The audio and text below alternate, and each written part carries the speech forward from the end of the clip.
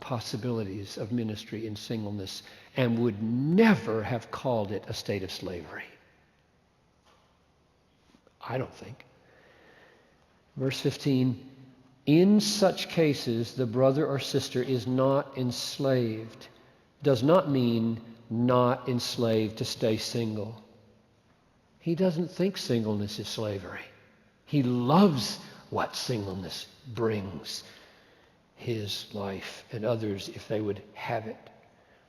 He's not saying the brother or sister is not enslaved to stay single and thus free to remarry. It is very unlikely, I think, that Paul would describe singleness that way.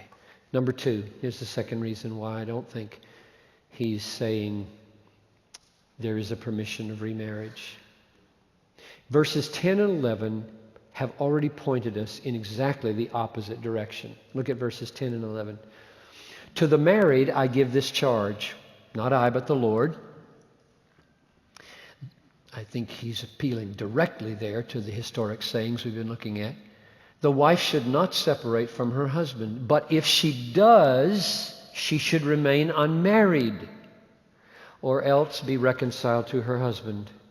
And the husband should not divorce his wife. Now, with that staring me right in the face, if she does separate, she should remain unmarried. It's very hard for me to swing back over when I get to verse 15 and say, he's saying, you don't have to stay unmarried. You can go ahead and remarry, though your spouse is still living. Number three, I'll put in here a little parenthesis here. We have seen in this church spouses like that return years later. I have done weddings 10 years after divorces. Number three, the brother or sister is not bound or not enslaved. Paul's argument for this in verse 16 doesn't support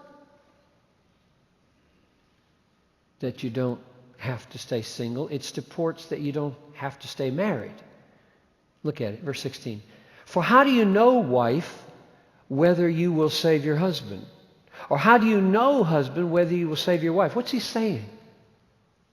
He's saying, don't use the argument, I have to stay with him, otherwise I won't save him. He said, how do you know whether you'll save him? You can't know whether you save him. Don't make war on this man or this woman to keep her. If they're making war on you to let him go, you let him go. You don't know whether staying together will save them. That's an argument for the fact that you don't have to stay married, not you don't have to stay single. Finally, number 4, verse 39 also supports this view. A wife is bound to her husband as long as he lives. But if her husband dies, she is free to be remarried, to be married to whom she wishes, only in the Lord. So it seems to me that Paul and Jesus are of one mind, that followers of Jesus are radically devoted to one husband, one wife, as long as they both shall live. And this ideal tells the gospel most clearly. Christ died for his bride and never forsakes her, nor she him. Last question. There are more, but this is all we have time for. Are there any exceptions? No exceptions? That would free a married person to marry again other than death? Are there any exceptions? And my answer is no, but I am in the minority. I am in the very little minority among biblical interpreters. You need to know that, okay? Piper is weird.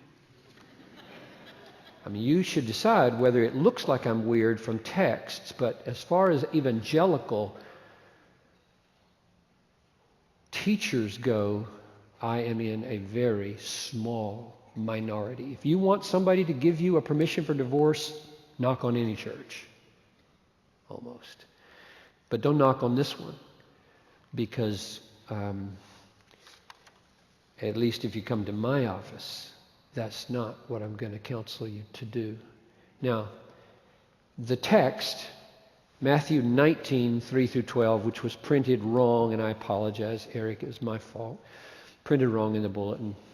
Matthew 19, 3 through 12. I invite you to go there as we move towards the close. We're almost done, and I feel bad that I must do this so quickly since it's so complicated, and yet I'm very glad I'm doing it quickly because it's so complicated.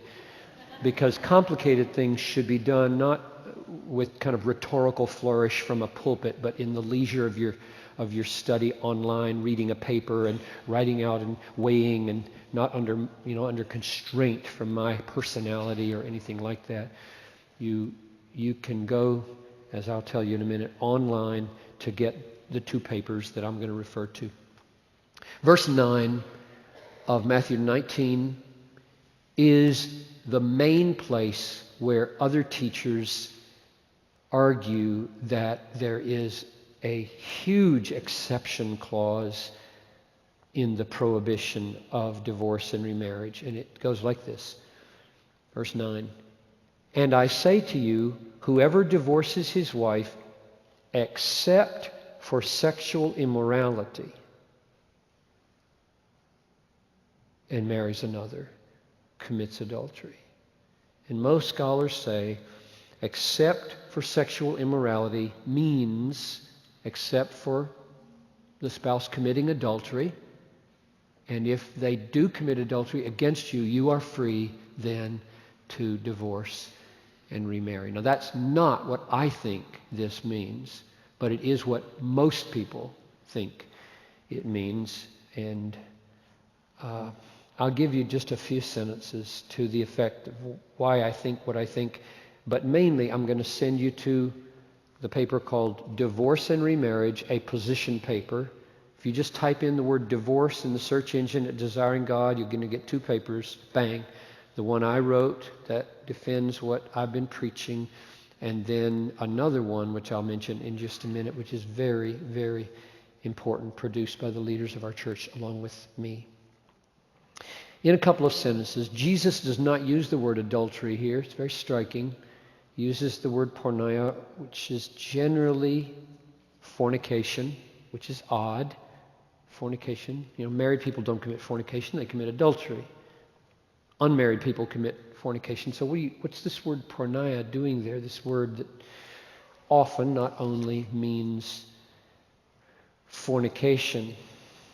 Jesus was accused of being born of fornication. Tip off there in John 8:41, because they thought Joseph and Mary had had sex, because how else can you get pregnant if you're not married, if you don't have sex during engagement? So he's going to marry this pregnant woman. They must have had sex, and so Jesus was a bastard.